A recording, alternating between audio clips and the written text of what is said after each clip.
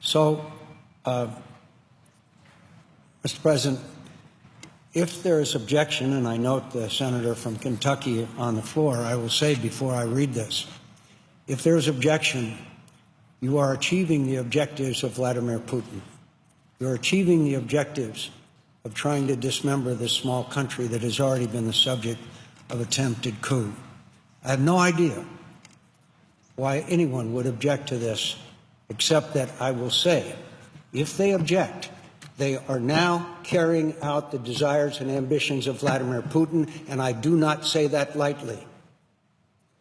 So, Mr. President, I ask unanimous consent that at a time to be determined by the Majority Leader in consultation with the Democratic Leader, the Senate proceed to executive session to consider calendar number 1, Montenegro Treaty Document 114-12, that the treaty be considered as having advanced through the various parliamentary stages up to and including the presentation of the resolution of ratification, that any committee declarations be agreed to as applicable, that there be no amendments in order to the treaty or the resolution of ratification, that there be 2 hours for debate, equally divided in the usual form. Upon the use of yielding back of time, the Senate proceed to vote on the resolution, that any statements be printed in the record as if read, that if the resolution of ratification is agreed to, the motion to reconsider be considered made and laid upon the table, that the President be immediately notified of the Senate's action, that if the resolution is not agreed to, the treaty will be returned to the calendar, and that there be no motions or point of order in order, and a motion to reconsider, and then the Senate then resume legislative session. Mr. President? Senator from Kentucky. I object. Objection is heard.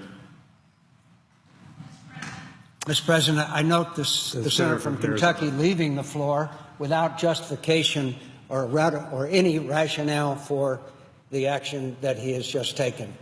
That is really remarkable, that a senator blocking a treaty that is supported by the overwhelming number, perhaps 98 at least, of his colleagues, would come to the floor and object and walk away.